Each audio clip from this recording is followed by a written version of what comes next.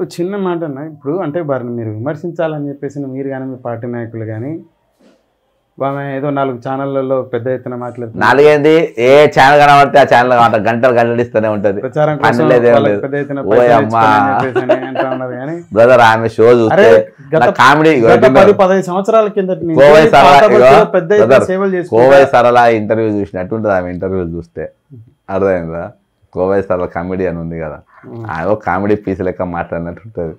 ఈ ఎర్ర జెండా పచ్చ జెండా ఆ జెండా ఎగిరేస్తా గోల్కొండ కిలా మీద ఈ డైలాగులు మాసు చూసినాం. బ్రదరు రియల్ లీడర్స్ కథ వేరే ఉంటుంది. మా దగ్గర రావు పద్మ హన్మకొండల ఫైటర్, ఆమె ఫైటర్ దాదాపు ఎమ్మెల్యే ఇంట్లో గుసాయించింది ఆమె.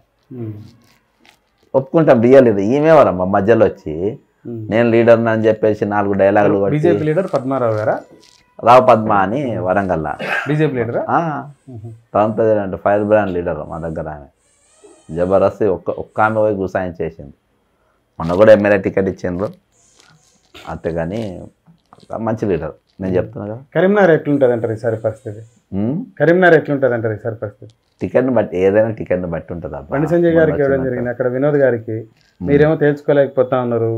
ఒక రావుకి ఇద్దామా, ఒక రెడ్డికి ఇద్దామా, లేకపోతే అవును బ్రదర్ నాది ఏం లేదు. ఇక నేను అప్లికేషన్ కూడా మల్లన్న గారు కూడా అక్కడ పోటీ మల్లన్నకు అక్కడ ఇచ్చినా ఏడిచ్చినా ఆయన ఓట్ బ్యాంక్ ఆయనకు ఉంటుంది. గెలిచాడంటారా మల్లన్న గారు? గెలిచే 100% ఉంటుంది.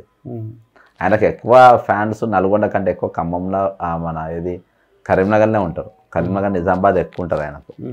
అంటే ఆ లాంగ్వేజ్కు బాగా ఆకర్షితులైన వాళ్ళు ఎక్కువ మాత్రము ఈ 2 జాగాలనే ఎక్కువ ఉంటారు, ఎక్కువ ఉన్నారు. ఆయనకు గెలుస్తారు అక్కడ. వారు పెద్దగా ఇంట్రెస్ట్ లేనట్టు అక్కడ ఇంకా బండి సంజయ్ గారి సామాజిక వర్గానికి సంబంధించిన వ్యక్తే. అలా భువనగిరి అయితే గణేశాలు గెలిచేటోడు తెలుసా, తిరువనమల. ఇప్పుడు బండి సంజయ్ మీద అదే సామాజిక వర్గానికి సంబంధించిన ప్రొఫెషనల్ కాంగ్రెస్కి సంబంధించిన వైస్ ప్రెసిడెంట్ ఒక అతను సంతోష్ రుద్ర అని చెప్పేసి అని కూడా ఆస్పిరెంట్ ఉన్నాడు. బేసిక్గా ప్రవీణ్ రెడ్డి వారి మధ్యలో జరుగుతుంది, రేవంత్ రెడ్డి గారు ప్రవీణ్ రెడ్డి గారి వైపు మొగ్గు చూపుతున్నారని చెప్పేసి ఒకటి ఉండే. అక్కడ ఫ్రెష్ ఎవరైనా కాంగ్రెస్ పార్టీకి సిన్సియర్గా పనిచేసిన వ్యక్తి వస్తే గెలవడంటారా? గతంలో కరీంనగర్ పార్లమెంట్లో ఎల్ రమణ గారు కానీ పద్మశాల నుంచి, పొన్నం ప్రభాకర్ గౌడ్ గారు కానీ, తర్వాత వచ్చేసి బండి సంజయ్ గారు కానీ అంటే వచ్చి ఫ్రెష్గా వచ్చి అక్కడ బీసీ సామాజిక వర్గం నుంచి గెలవడం జరిగింది. ఇట్లా కాంగ్రెస్ నుంచి ఇప్పుడు ఇట్లా పాపులారిటీ లేకపోతే పెద్ద ఎత్తున డబ్బు వీళ్ళుంటేనే గెలిచారా, లేకపోతే మామూలుగా కూడా గెలుస్తారు? బండి సంజయ్ దగ్గర ఏమంది ఏం లేదు, అయినా గెలవాలి ఎవరు అట్లా లేదు. పార్టీ అలా అలా గ్రౌండ్ లెవెల్లో చాలా బాగుంది. మంచి వర్గానికి ఎవరికి ఇచ్చినా గెలుస్తారు. మరి పార్టీ ఎట్లా ఆలోచిస్తాం మనకు తెలియదు. ఏమో చెప్పలే. గంగుల కమలాకర్ కూడా రావచ్చు. ఇప్పుడు అవన్నీ చూస్తే గంగుల కమలాకర్ వచ్చి పోటీ చేసినా విచిత్రం లేదు. కాంగ్రెస్ నుంచి ఏమన్నా కావచ్చు. అంటే నేను చెప్తున్నా ఏమన్నా కావచ్చు, ఎవరైనా పోటీ చేయొచ్చు. ఇప్పుడు బ్రదర్ కాంగ్రెస్ పార్టీ అదివరకున్న కాంగ్రెస్ పార్టీ అయితే ఎవరు ఎక్కడికి వెళ్ళి పోటీ చేస్తారని నేను చెప్పేస్తాను. ఈయన రాజశేఖర రెడ్డి సార్ దగ్గర ఈయన ఆర్గనైజర్ ఈయన ఇలా మనకి గెలుస్తుంది. ఇక అట్లా కాదు కదా, ఎవడు ఎక్కడికి వెళ్ళి వస్తే ఏ పేరాచూట్ ఎక్కడికి వెళ్ళి వచ్చి దిగబడుతుండో ఏ సీట్ మీద దిగబడుతుందో తెలియదు. కాబట్టి మనం పక్కా చెప్పలేకపోతున్నాం పలానా సీట్ ఈయనకే వస్తుందని. ఇకపోతే కవిత గారిని తిహార్ జైలుకు తనకైతే పంపించారు మీరు, అలాగే సెంట్రల్లో ఉన్నటువంటి మరో అధికార పార్టీ బీజేపీ పార్టీకి సంబంధించి నాయకత్వం. రాష్ట్రంలో కూడా చెంచలగూడ జైల్లో విఐపీ బెడ్లు సిద్ధం అవుతున్నాయి, విఐపీ ఏవైతే బ్యారక్లు అని చెప్పేసి అంటా ఉన్నారు. విఐపీ బ్యారక్లు ఎవరి కోసం అంటారు? పోవచ్చు వీళ్ళే, మేఘా కృష్ణారెడ్డి, మహోంస్ రామేశ్వరరావు, కేసీఆర్, కేటీఆర్, సంతోష్ రావు, హరీష్ రావు వీళ్ళందరూ పోవచ్చు. విఐపీలు అంటే వీళ్ళే కదా పెద్ద గజ దొంగలు, వాళ్ళే పోతుండొచ్చు. ఈ కవిత గారు తిహార్ జైలుకి వెళ్ళడం కారణం చేత ఆడబిడ్డ పైన తెలంగాణ ఆత్మగౌరవం పైన దాడి బీజేపీ పెద్ద ఎత్తున చేస్తుంది అని చెప్పేసి అనేటువంటి బీఆర్ఎస్ నాయకుల వ్యాఖ్యకి మీ సమాధానం అంటే? అవును, ఏకీభవిస్తాను వాళ్ళతోని. ఒక ఝాన్సీ రాణి లక్ష్మీబాయి, ఒక రాణి రుద్రమ్మదేవి. తప్పేముంది? ఒక మహిళ వ్యాపారం చేసుకుంటే తప్పేముందబ్బా? తప్పేముంటుంది? ఆమె ఏమన్నా తీసుకుపోయి ఢిల్లీ డ్రగ్స్ అమ్మిందా? లిక్కర్ అంతా తప్పేమున్నది? 250 షాపులు ఉండే 14 షాపులు అందుబాటులో తీసుకొచ్చింది ఢిల్లీ వాసులకు. తప్పు లేదా? తప్పు అందులో తప్పేమున్నది? కాబట్టి అందులో వాళ్ళతో నేను కూడా ఏకీభవిస్తా. అలా ఏం తప్పు లేదు. మీరు ఇక్కడ అన్ని రాష్ట్రాల్లో కూడా మీరు ఆ విధంగా అభివృద్ధి చెందాలి. 250 బార్లు ఉన్నాయి, 1400 బార్లు, డే అండ్ నైట్ 1+1 ఫ్రీ. ఇంత ఘనం ఆమె డెవలప్ చేసింది. కాబట్టి మీరు వెటకారంగా మాట్లాడుతూ ఉన్నారు కానీ కడిగిన ముత్యంలాగా నేను అవునబ్బా. బయటకు వస్తాను, నాది ఇక్కడ ఎటువంటి అవినీతి లేదు, నేను పాల్పల్లే, ఈ రాజకీయ కక్ష అని వారు చెప్పుకోవడం జరిగింది తిహార్ జైలుకి వెళ్ళే సందర్భంలో. కడిగిన ముత్యం బీజేపీలో జాయిన్ అయితే కడిగిన ముత్యమై బయటకు వస్తాను, పెద్దగా చెప్పుకునేదే ఉన్నది. నేను చెప్పింది చెప్తా, తప్పే ఉన్నది. ఒక మహిళ, ఒక ఆడపడచ్చు, ఇప్పుడు ఆమె స్మృతి ఇరానీ బిడ్డ గోమాంసం తింటే తప్పని చెప్పి వాళ్ళు ఉద్యమం చేస్తారు. వాళ్ళ బిడ్డతోని రెస్టారెంట్ పెట్టిపించారు, బీఫ్దే ఏడ గోవాల.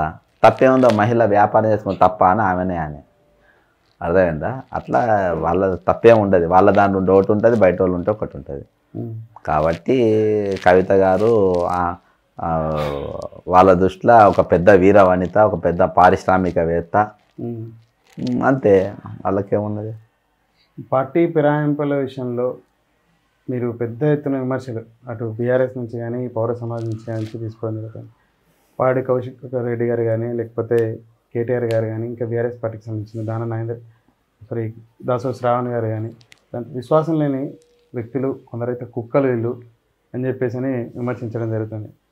ఏది కేశవరావు గారిని కానీ, దాన నాగేందర్ గారిని, కడియం గారు కానీ, వీళ్ళందరినీ కుక్కల్ని తీసుకొని కొత్త సాంప్రదాయానికి తెరలేపుతున్నాడు రేవంత్ రెడ్డి అని చెప్పేసి, రాళ్ళతో కొట్టండి పార్టీ మారుతా అని చెప్పేసినటువంటి వ్యక్తే గేట్లు తెరిచిన రాండి అని చెప్పేసి అంటా ఉన్నాడు అని చెప్పేసి.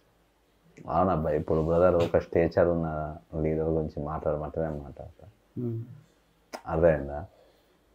ఒకటి చెప్పేది ఒకటి చేస్తాను, నేను ఎక్కడ డిపెండ్ చేస్తా, నేను డిపెండ్ చేయ. కాకపోతే ఒకటి మాత్రం వాస్తవం, కాంగ్రెస్ పార్టీలో వచ్చిన వాళ్ళంతా నిన్నటిదాకా బీఆర్ఎస్లో ఉండే కదా, బీఆర్ఎస్లో ఉన్న రోజులు బొచ్చు కుక్కలు లెక్క ఉండే, కాంగ్రెస్కి వచ్చినాక ఊర కుక్క లెక్క కనబడతాను బీఆర్ఎస్ వాళ్ళు. ఉచ్చగాళ్ళని నీకు తెలుసు కదా, పార్టీ అంతా కేశవరావుకు రాజ్యసభ మెంబర్ ఇచ్చి, సిడబ్ల్యూసీ మెంబర్ ఇచ్చి, కార్పొరేటర్ కూడా గెలవనోడు, కార్పొరేటర్ గెలవనోని కూడా కాంగ్రెస్ పార్టీ రాజ్యసభ అన్ని పదవులు ఇచ్చి నేను అంత సీటు పోతే వదిలేసి నువ్వు బీఆర్ఎస్కి పోయినావు. మరి అసలు కుక్క నువ్వెట్లా చేసుకున్నావు? కాంగ్రెస్ పార్టీ ఇంత విలువనిచ్చింది కదా, మరి ఈ కుక్కని మేము ఎందుకు చేసుకోవాలని, మరి మీరు ఎందుకు చేసుకోండి కుక్కలను? కాబట్టి కుక్కలని మీకు ముందే తెలుసు, ఆ కుక్కలు ఏడా అయితే ఆనే కక్కింది నాకుంటా పోతుంది. కుక్కల వాళ్ళ స్వభావం ఏంది, అవే కక్కుతాయి అవే నాకుతాయి. కాబట్టి ఆ కుక్కలు అన్ని పార్టీలలో తిరుగుతాయి, ఆ కుక్కలకి ఏం విలువ ఉండదు. ఈ వయసులో పార్టీ మారే కుక్కలకు ఇంకా విలువ ఉండదు. కాబట్టి వాళ్ళ గురించి, ఆ కుక్కల గురించి మీరు మాట్లాడే అవసరం లేదు, మేము మాట్లాడే అవసరం లేదు, ఎవరు మాట్లాడే అవసరం లేదు. కాబట్టి కుక్క స్వభావం అంతా దాని స్వభావానికి దాన్ని వదిలేయాలంతే. ఇది రేపు ఎన్నికలకు మీకు ప్రభావం చూపేదంటారా? మీ క్యాడర్ అంతా ఇట్లా మేము పనిచేసినలకు కాకుండా పక్క పార్టీ నుంచి తీసుకొచ్చే ఎట్లా అని చెప్పేసి అది అడుగుతానే కానీ మరి నాకు షోకాజ్ నోటీస్ వచ్చింది. నాకు షోకాజ్ నోటీస్ ఒకదానికోసం కాలే, చాలా రీజన్స్లలో వచ్చింది. నాకు షోకాజ్ నోటీస్ ఇచ్చాడంటేనే ఒక చిత్రం అది. అదే తలకాయ మెడ మీద తలకాయ ఉన్నాడు, ఎవడు కూడా చేసే పని కాదు అది. ఇలా ఒక నువ్వు బయటి పార్టీ వాళ్ళను జెండాలు మార్చే వాళ్ళని తీసుకొని వచ్చి అందరాలు ఎక్కిస్తావు. మేము ఒకటే జెండా పుట్టుకకెళ్ళి ఇవాళ వరకు ఒకటే జెండా పట్టుకున్న వాళ్ళకు షోకాజ్ నోటీసులు ఇస్తావా? ఇది ఆ గుర్తింపు.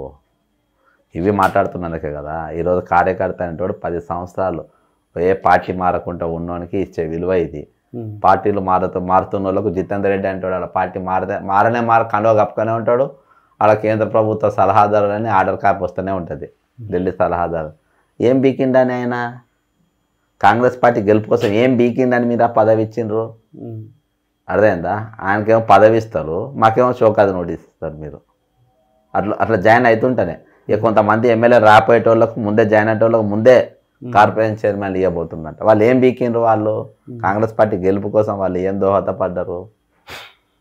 అదేంట మరింత పార్టీ బలోపేతం కోసం బొంగేం లేదబ్బా.